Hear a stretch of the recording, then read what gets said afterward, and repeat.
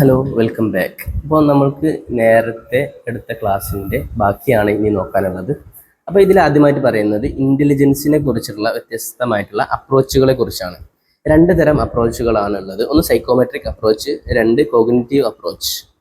എന്താണ് psychometric approach അതുപോലെ cognitive approach എന്ന് പറഞ്ഞു കഴിഞ്ഞാൽ, സ്റ്റാറ്റിസ്റ്റിക്കൽ അനാലിസിസ് വെച്ചുകൊണ്ട് ഈ ഇൻ്റലിജൻസിൻ്റെ സ്ട്രക്ചർ എങ്ങനെയാണെന്ന് മനസ്സിലാക്കുന്നതിനെയാണ് സൈക്കോമെട്രിക് അപ്രോച്ച് എന്ന് പറയുന്നത്. കോഗ്നിറ്റീവ് അപ്രോച്ച് എന്ന് പറഞ്ഞു കഴിഞ്ഞാൽ നമ്മളൊരു പ്രോബ്ലം സോൾവ് ചെയ്യുന്ന സമയത്ത് അല്ലെങ്കിൽ തിങ്ക് ചെയ്യുന്ന സമയത്ത് നമ്മുടെ കോഗ്നിറ്റീവ് പ്രോസസ്സ്, മെൻ്റൽ പ്രോസസ്സ് എങ്ങനെയാണ് എന്ന് മനസ്സിലാക്കുന്നതാണ് കോഗ്നിറ്റീവ് അപ്രോച്ച് എന്ന് പറയുന്നത്. അപ്പോൾ ഇതിൽ കുറച്ച് സൈക്കോമെട്രിക് അപ്രോച്ചിൽ ഒരു 4 അപ്രോച്ചുകളുണ്ട്, അതുപോലെ കോഗ്നിറ്റീവ് അപ്രോച്ചിൽ 3 അപ്രോച്ചുകളുണ്ട്. അപ്പോൾ ഇത് എന്തൊക്കെയാണ് എന്ന് നമുക്ക് വിശദമായിട്ട് നോക്കാം. ആദ്യം പറയുന്നത് എന്താണ് സൈക്കോമെട്രിക് അപ്രോച്ച് എന്ന് പറഞ്ഞു കഴിഞ്ഞാൽ, അപ്പോൾ നമ്മൾ നേരത്തെ പറഞ്ഞു. ഇനി അടുത്തതായിട്ട് ഒന്നാമത്തെ സൈക്കോമെട്രിക് അപ്രോച്ചാണ് സ്പിയർമാൻ 2 ഫാക്ടർ തിയറി എന്ന് പറയുന്നത്. എന്താണ് സ്പിയർമാൻ്റെ 2 ഫാക്ടർ തിയറിയിൽ പറയുന്നത്? ആ പേര് പോലെ തന്നെ അതിൽ 2 ഫാക്ടറുകളാണുള്ളത്. ഒന്ന് ഒരു ജനറൽ ഫാക്ടർ, 2 സ്പെസിഫിക് ഫാക്ടർ. അതായത് ഒരാളുടെ ഇൻ്റലിജൻസിൽ അതിനെ ബാധിക്കുന്ന 2 ഘടകങ്ങളാണ്. ഒന്ന് ജി ഫാക്ടർ എന്ന് പറഞ്ഞു കഴിഞ്ഞാൽ അവൻ്റെ മൊത്തത്തിലുള്ള ഇൻ്റലിജൻസിനെ ബൂസ്റ്റ് ചെയ്യുന്ന കാര്യങ്ങളാണ് ഈ ജി ഫാക്ടറിൽ വരിക. എന്നാൽ ഈ എസ് ഫാക്ടർ എന്ന് പറഞ്ഞു കഴിഞ്ഞാൽ പ്രത്യേകിച്ച് ഒരു കാര്യം ചെയ്യുന്ന സമയത്ത്, ഉദാഹരണം ഒരു മാത്തമാറ്റിക്കൽ പ്രോബ്ലം ചെയ്യാണ്, ആ സമയത്ത് അതിനെ ബൂസ്റ്റ് ചെയ്യുന്ന തരത്തിലുള്ള ഫാക്ടറുകളാണ് എസ് ഫാക്ടർ എന്ന് പറയുന്നത്. അപ്പോൾ ഒരാളുടെ ജി ഫാക്ടറും എസ് ഫാക്ടറും വ്യത്യാസമാവുന്നതിനനുസരിച്ചിട്ടാണ് അയാളിലുള്ള ഇൻ്റലിജൻസ് വ്യത്യസ്ത രൂപത്തിലാവുന്നത് എന്നാണ് സ്പിയർമാൻ പറയുന്നത്. അതാണ് ഒന്നാമതായിട്ട് നമുക്ക് പറയാനുള്ളത്. ഇനി രണ്ടാമതായിട്ട് നമുക്ക് നോക്കാനുള്ളത് തേഴ്സ്റ്റോണിൻ്റെ 7 പ്രൈമറി മെൻ്റൽ എബിലിറ്റീസ് എന്നൊരു അപ്രോച്ചാണ്. അദ്ദേഹം 56ഓളം മെൻ്റൽ ടെസ്റ്റുകളെ കോറിലേറ്റ് ചെയ്തുകൊണ്ട് 7 കോമൺ ആയിട്ടുള്ള ഒരു ഫാക്ടറുകൾ കണ്ടെത്തിയിട്ടുണ്ട്. അവയെ അദ്ദേഹം പ്രൈമറി മെൻ്റൽ എബിലിറ്റി എന്നാണ് പറഞ്ഞത്.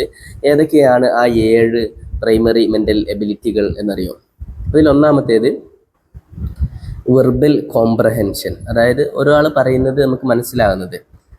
രണ്ടാമത് വെർബൽ ഫ്ലുവൻസി, അതായത് നമ്മൾ സംസാരിക്കുന്നതാണ് വെർബൽ ഫ്ലുവൻസിയിൽ വരുന്നത്.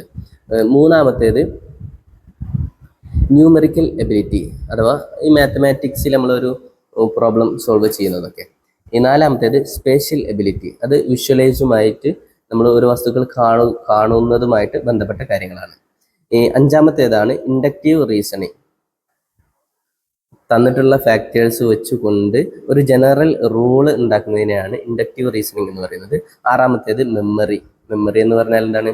നമുക്കറിയാം, റീകോൾ ചെയ്യാനുള്ള കഴിവ്, അല്ലേ? ഏഴാമത്തേത് ഏറ്റവും അവസാനത്തേതാണ് പെർസെപ്ച്വൽ സ്പീഡ് എന്ന് പറയുന്നത്.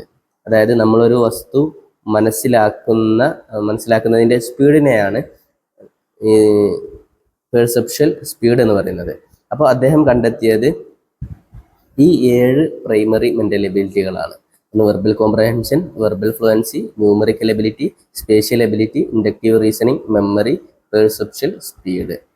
ഇനി അടുത്തതായി നോക്കാൻ പോകുന്നത് റേമണ്ട് കാറ്റൽ ഇൻട്രൊഡ്യൂസ് ചെയ്തിട്ടുള്ള ഒരു അപ്രോച്ചാണ്. അതിൽ അദ്ദേഹം പറയുന്നത് ഇൻ്റലിജൻസിനെ ക്രിസ്റ്റലൈസ്ഡ് ഇൻ്റലിജൻസ്, അതുപോലെ ഫ്ലൂയിഡ് ഇൻ്റലിജൻസ് എന്നിങ്ങനെ 2ആയി തരംതിരിച്ചു.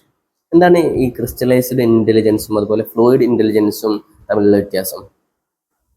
ക്രിസ്റ്റലൈസ്ഡ് ഇൻ്റലിജൻസ് എന്ന് പറഞ്ഞു കഴിഞ്ഞാൽ നമ്മൾ മുമ്പ് പഠിച്ചിട്ടുള്ള കാര്യങ്ങൾ വെച്ചുകൊണ്ട്, അല്ലെങ്കിൽ നമ്മൾ മുമ്പ് പഠിച്ചിട്ടുള്ള കാര്യങ്ങൾ അത് ആവശ്യമുള്ള സമയത്ത് ഉപയോഗിക്കുന്നതിനെയാണ് ക്രിസ്റ്റലൈസ്ഡ് ഇൻ്റലിജൻസ് എന്ന് പറയുന്നത്.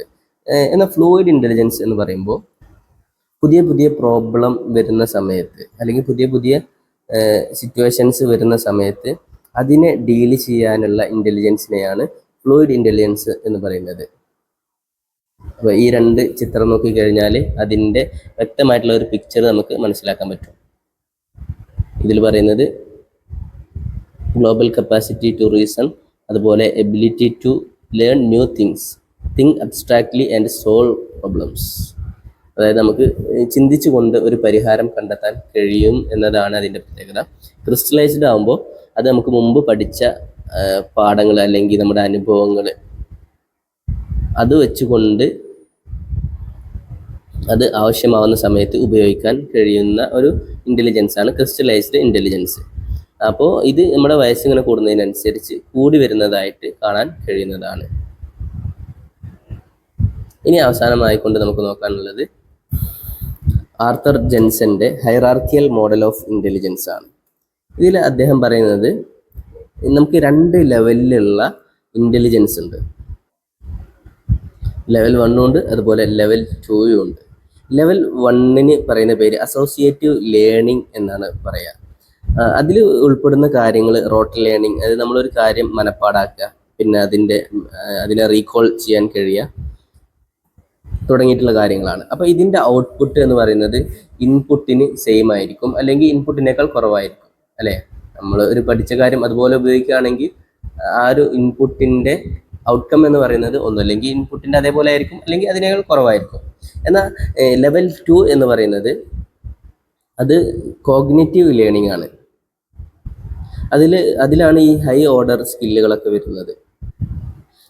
ഇതുപോലെ ഇപ്പോൾ അബ്സ്ട്രാക്റ്റ് തിങ്കിങ്, നമ്മൾ ഓരോ ഐഡിയകൾ ഇങ്ങനെ ചിന്തിച്ച് കണ്ടെത്തുക, അതുപോലെ സിംബോളിക് തോട്ട് തുടങ്ങിയിട്ടുള്ള കാര്യങ്ങളൊക്കെ ഈ ലെവൽ 2 വരുന്നത്. അപ്പോൾ സൈക്കോമെട്രിക് അപ്രോച്ചുകൾ കഴിഞ്ഞു. ഇനി അടുത്തതായി നമ്മൾ നോക്കാൻ പോകുന്നത് കോഗ്നിറ്റീവ് അപ്രോച്ചുകൾ ഏതൊക്കെയാണ്. ആദ്യം കോഗ്നിറ്റീവ് അപ്രോച്ച് എന്ന് പറഞ്ഞാൽ എന്താണ് എന്നാണ് പറയുന്നത്. നമ്മൾ നേരത്തെ പറഞ്ഞിട്ടുണ്ടായിരുന്നു, നമ്മൾ തിങ്ക് ചെയ്യുന്ന സമയത്ത് അല്ലെങ്കിൽ ഒരു പ്രോബ്ലം സോൾവ് ചെയ്യുന്ന സമയത്ത് നമ്മുടെ മെൻ്റൽ പ്രോസസ്സ് ഇങ്ങനെയാണ്. ഇതാണ് ഇതിൽ നോക്കുന്നത്.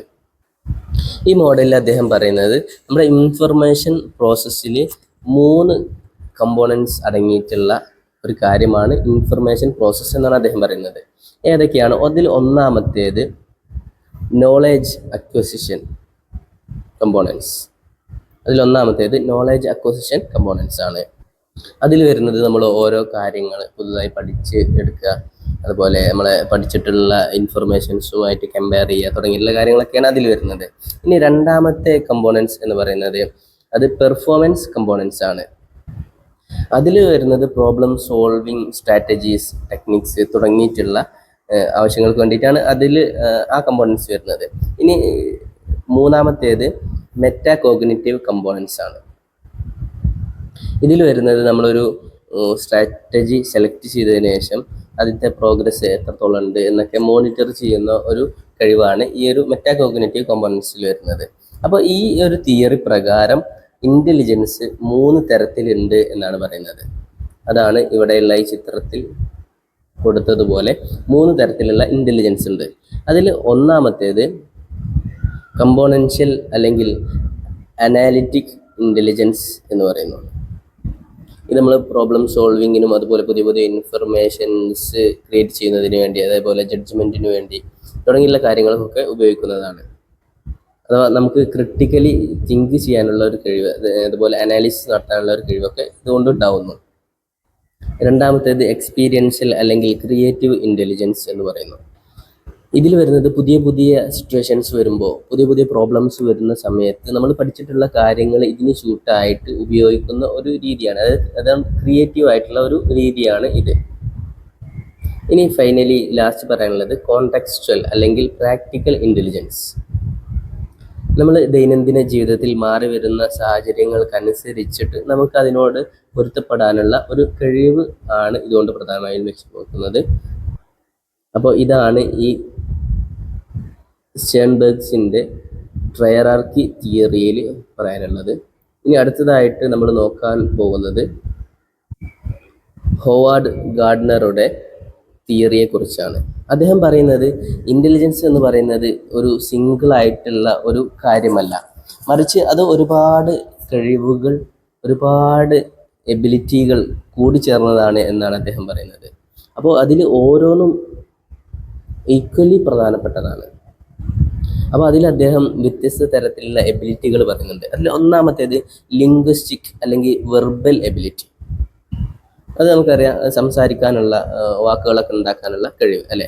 രണ്ടാമത്തേത് ലോജിക്കൽ അല്ലെങ്കിൽ മാത്തമാറ്റിക്കൽ എബിലിറ്റി. അത് പ്രോബ്ലം സോൾവിങ്ങിനുള്ള കഴിവ്, അതുപോലെ സയൻറ്റിഫിക് തിങ്കിങ്ങിനുള്ള കഴിവാണ്. മൂന്നാമത്തേത് സ്പേഷ്യൽ എബിലിറ്റി. അതായത് നമ്മൾ കാണുന്ന ഓരോ ചിത്രങ്ങൾ കാണുന്നത് വഴി ഓരോ ഇൻഫർമേഷൻസ് കളക്ട് ചെയ്യാൻ കഴിയാവുന്നതാണ്. ഇനി നാലാമത്തേത് മ്യൂസിക്കൽ എബിലിറ്റിയാണ്. അത് മ്യൂസിക്കൽ റിതം അതൊക്കെ നമുക്ക് മനസ്സിലാക്കാൻ കഴിയുന്നു. ഇനി അടുത്തതായിട്ട് അഞ്ചാമത്തേത് ബോഡിലി കിനസ്തെറ്റിക് എബിലിറ്റിയാണ്. അത് നമ്മുടെ ശരീരത്തിൻ്റെ വിവിധ ഭാഗങ്ങൾ ഉപയോഗിച്ചുകൊണ്ട് നമുക്ക് ഓരോ കാര്യങ്ങൾ മനസ്സിലാക്കാൻ കഴിയുക. ടച്ച്, അതുപോലെ തണുപ്പ്, ചൂട്, ഇങ്ങനത്തെ നമ്മൾ ബോഡി കൊണ്ട് നമുക്ക് മനസ്സിലാക്കാൻ കഴിയുന്ന കാര്യങ്ങളൊക്കെ മനസ്സിലാക്കുന്ന ഒരു കഴിവാണ്. അടുത്തത് ഇൻ്റർപേഴ്സണൽ എബിലിറ്റി. നമ്മൾ വേറൊരു വ്യക്തിയുമായിട്ട് ഇൻ്ററാക്റ്റ് നടത്തുമ്പോൾ നല്ലൊരു സ്കിൽ നടത്തുമ്പോൾ ഉണ്ടാവുന്ന ഒരു സ്കില്ലാണ്, നല്ല രീതിയിൽ നടത്താൻ കഴിയുന്ന ഒരു സ്കില്ലാണ് ഇത്. മറ്റുള്ള ആളുകളുടെ ഇമോഷൻസ് മനസ്സിലാക്കാൻ കഴിയുക, അതിനനുസരിച്ച് അവരോട് പെരുമാറാൻ കഴിയുക, ഇതൊക്കെ ഇതിൽ ഉൾപ്പെടുന്നു. ഇനി ഏഴാമത്തേത് ഇൻട്രാ പേഴ്സണൽ എബിലിറ്റി, അതായത് നമുക്ക് നമ്മളെ തന്നെ മനസ്സിലാക്കാൻ കഴിയുക എന്നതാണ്. ഇനി എട്ടാമത്തേത് നാച്ചുറലിസ്റ്റിക് എബിലിറ്റി, അതായത് നമ്മുടെ ഈ നാച്ചുറൽ വേൾഡിൻ്റെ, നമ്മൾ ഈ കണ്ടുകൊണ്ടിരിക്കുന്ന ഈ ലോകത്തെ മനസ്സിലാക്കാൻ കഴിയുക എന്നതാണ് അതുകൊണ്ട് ഉദ്ദേശിക്കുന്നത്. ഏറ്റവും അവസാനമായി പറയുന്നത് എക്സിസ്റ്റൻഷ്യൽ എബിലിറ്റി, അഥവാ ജീവിതത്തെക്കുറിച്ചുള്ള ഒരു വിശാലമായിട്ടുള്ള കാഴ്ചപ്പാടാണ് അതുകൊണ്ട് ഉദ്ദേശിക്കുന്നത്. ഇനി അടുത്തതായിട്ട് പറയാൻ പോകുന്നത് പാസ് മോഡലാണ്. പാസ് മോഡൽ എന്ന് പറഞ്ഞു കഴിഞ്ഞാൽ planning, attention, arousal, simultaneous and successive എന്നാണ് പാസിൻ്റെ ഫുൾ ഫോം. ഈ ഒരു മോഡലിൽ പറയുന്നത്, നമ്മളൊരു കാര്യം ചിന്തിച്ചിട്ട് ഒരു ഔട്ട്പുട്ട് കണ്ടെത്തുന്ന സമയത്ത് നമ്മുടെ ഉള്ളിൽ ഈ അടുത്ത പോയിന്റിൽ പറയുന്നത് പ്രവർത്തനങ്ങളൊക്കെ നടക്കുന്നുണ്ട് എന്നാണ്. ഇതിൽ ആദ്യമായിട്ട് പറയുന്നത് അറ്റൻഷൻ ആണ്. അറ്റൻഷൻ കൊണ്ട് ഉദ്ദേശിക്കുന്നത് നമുക്ക് ആവശ്യമായിട്ടുള്ള സ്റ്റിമുലസിനെ മാത്രം റിസീവ് ചെയ്യുക, അല്ലാത്തതിനെ ഒഴിവാക്കുക എന്നതാണ്. ഇനി അടുത്തത് സൈമൾട്ടേനിയസ് പ്രോസസ്സാണ്. അപ്പോൾ നമുക്കറിയാം നമ്മുടെ ഉള്ളിൽ ഒരുപാട് ഐഡിയാസ് ഉണ്ടാവും അല്ലേ. അപ്പോൾ അതിനെ പരസ്പരം ഇൻ്റർ റിലേറ്റഡ് ആയി കിടക്കുന്ന ഒരുപാട് ഐഡിയാസ് ഉണ്ടാവും. അപ്പോൾ അതിനെ നിരന്തരമായിട്ടുള്ള പ്രോസസ്സിങ് വഴി, സൈമൾട്ടേനിയസ് പ്രോസസ്സിങ് വഴി നമുക്ക് ശരിയായിട്ടുള്ള തീരുമാനം എന്താണ് എന്ന് കണ്ടെത്താൻ കഴിയുന്നു. സൈമൾട്ടേനിയസ് എന്ന് പറഞ്ഞു കഴിഞ്ഞാൽ ഒരേ സമയം എന്നാണ് അർത്ഥം. അതായത് സൈമൾട്ടേനിയസ് പ്രോസസ്സിംഗ് എന്ന് പറഞ്ഞാൽ ഒരേ സമയമാണ് ഇതൊക്കെ നടക്കുന്നത് എന്നാണ്, ഈ പ്രോസസ്സിങ്ങുകൾ നടക്കുന്നത്. അടുത്തത് സക്സസീവ് പ്രോസസ്സിംഗ് ആണ്. തുടരെയുള്ള പ്രോസസ്സുകളാണ്. ഈ സക്സസീവ് പ്രോസസ്സിംഗ് എന്ന് പറഞ്ഞു കഴിഞ്ഞാൽ നമുക്ക് നമ്മുടെ അടുക്കലുള്ള ഇൻഫർമേഷൻസിനെ അതിനെ റിമെമ്പർ ചെയ്യാനുള്ള കഴിവ്, അതുപോലെ അതൊരു സീക്വൻഷ്യൽ ഓർഡറിൽ അതിനെ ഇൻ്റഗ്രേറ്റ് ചെയ്യാനുള്ള കഴിവാണ് ഈ സക്സസീവ് പ്രോസസ്സിംഗ് കൊണ്ട് ഉദ്ദേശിക്കുന്നത്. ഇപ്പോൾ അതിന് ഉദാഹരണം ഇപ്പോൾ ആൽഫബറ്റ്സ്, അതുപോലെ ഡിജിറ്റ്സ്, അതുപോലെ മൾട്ടിപ്ലിക്കേഷൻ ടേബിൾ തുടങ്ങിയുള്ള കാര്യങ്ങൾ അതിന് ഉദാഹരണമാണ്. ഇനി അടുത്തതായിട്ടുള്ള പ്രധാനപ്പെട്ട ഒന്നാണ് പ്ലാനിങ് എന്ന് പറയുന്നത്. അത് നമുക്ക് ഡിസിഷൻ എടുക്കാനുള്ള ഈ പ്രോബ്ലം സോൾവ് ചെയ്തുകൊണ്ടിരിക്കുന്ന സമയത്ത് ഏത് ഡിസിഷൻ നമ്മൾ എടുക്കണം, ഇതിനൊരു പ്ലാനിങ് വേണം.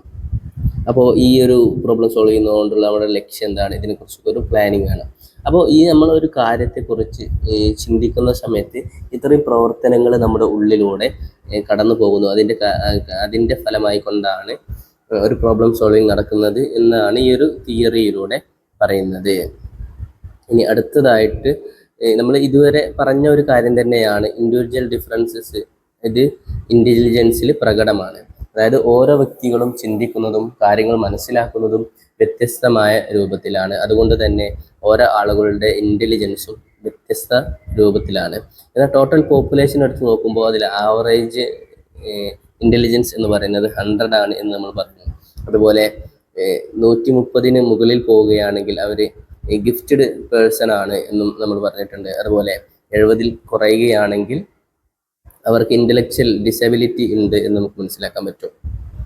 അപ്പോൾ ഈ IQ എന്ന് പറയുന്നത് നമ്മുടെ ഓവറോൾ ലൈഫിൽ തന്നെ നമ്മുടെ ലൈഫ് സക്സസ് ആവുന്നതിന് വളരെയധികം പ്രധാനപ്പെട്ട ഒരു കാര്യമാണ്. നമ്മൾ പുതിയ സിറ്റുവേഷൻസിൽ ജീവിക്കുന്ന സമയത്ത് അതിനോട് അഡാപ്റ്റ് ചെയ്യുക, നമുക്ക് വരുന്ന വെല്ലുവിളികളെ നേരിടുക എന്നതൊക്കെ നമ്മുടെ ജീവിതത്തിലുള്ള പ്രധാനപ്പെട്ട ഘടകങ്ങളാണ്. ഇനി അടുത്തത് ലാസ്റ്റായിട്ട് നമ്മൾ പറയാൻ പോകുന്നത് ഇമോഷണൽ ഇൻ്റലിജൻസിനെ കുറിച്ചാണ്. ഇവിടെ ഇമോഷണൽ ഇൻ്റലിജൻസ് EQ അല്ല EI ആണ് കൊടുക്കേണ്ടത്, അവിടെ മാറിപ്പോയതാണ്. അപ്പോൾ ഇത് ആദ്യമായിട്ട് ഇൻട്രൊഡ്യൂസ് ചെയ്തത് സെലോവെ മേയർ, ഈ 2 ശാസ്ത്രജ്ഞമായ സൈക്കോളജിസ്റ്റാണ്. ഇതിനെ ഒന്നുകൂടി പോപ്പുലറൈസ് ചെയ്തത് ഗോൾമാൻ എന്ന് പറയുന്ന സൈക്കോളജിസ്റ്റാണ്.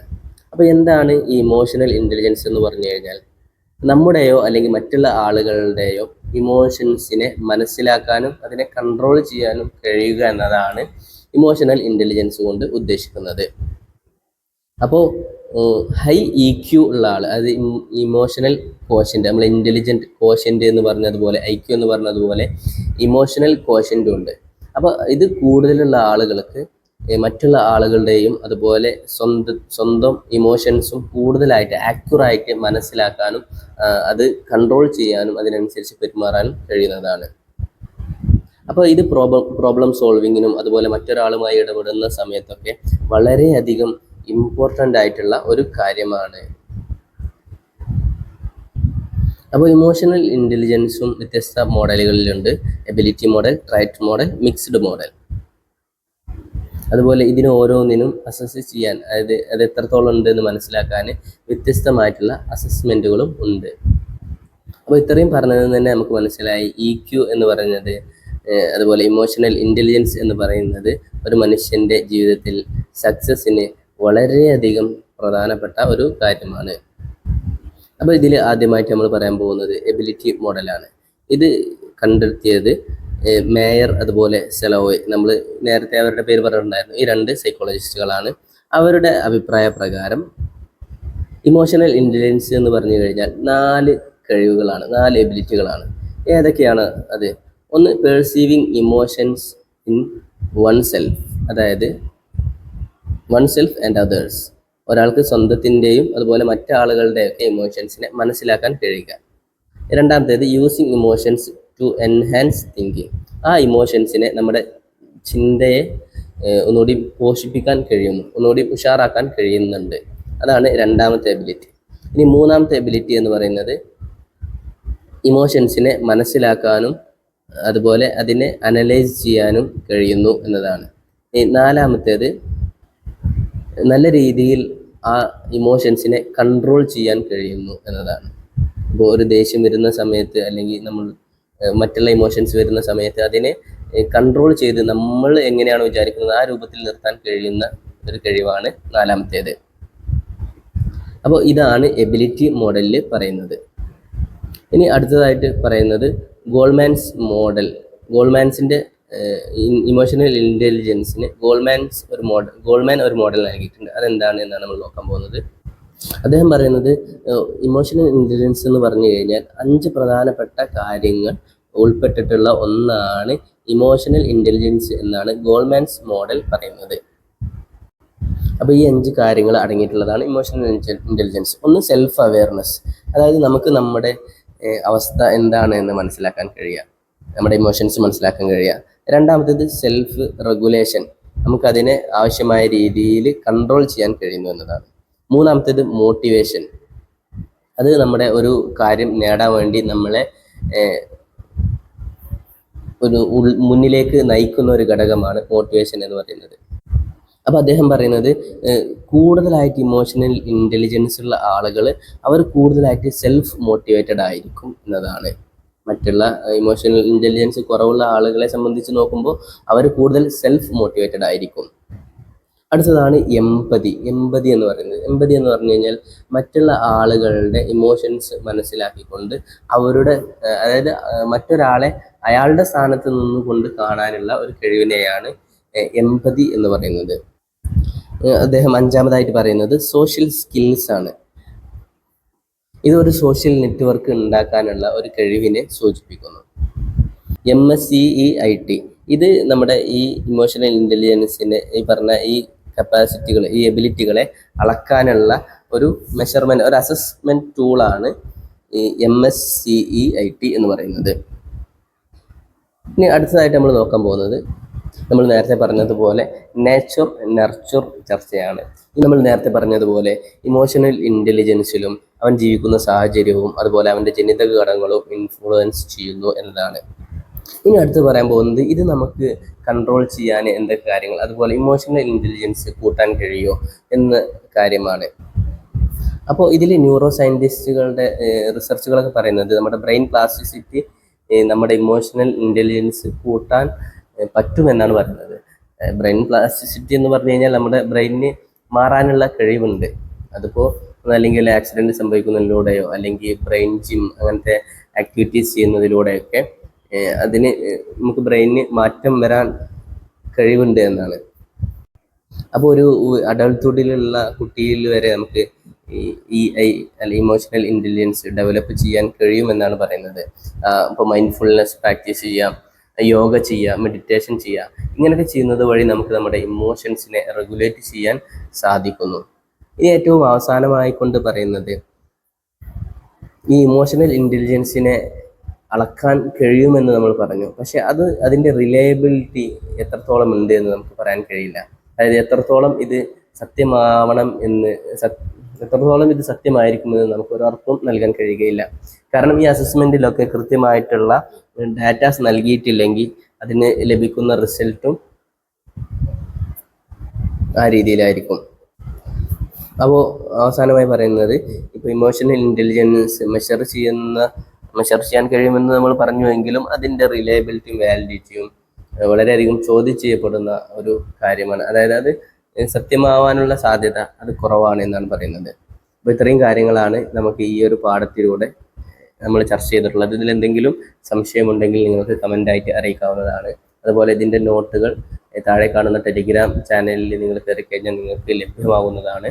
അതുപോലെ നിങ്ങൾ ഇതുവരെയും ചാനൽ സബ്സ്ക്രൈബ് ചെയ്തിട്ടില്ലെങ്കിൽ സബ്സ്ക്രൈബ് ചെയ്യുക. ഇഷ്ടപ്പെടുകയാണെങ്കിൽ ലൈക്ക് ചെയ്യുക. നിങ്ങളുടെ ഈ കോഴ്സ് ചെയ്യുന്ന കൂട്ടുകാരിലേക്ക് ഈ വീഡിയോ ഷെയർ ചെയ്ത് കൊടുക്കുക. Thank you.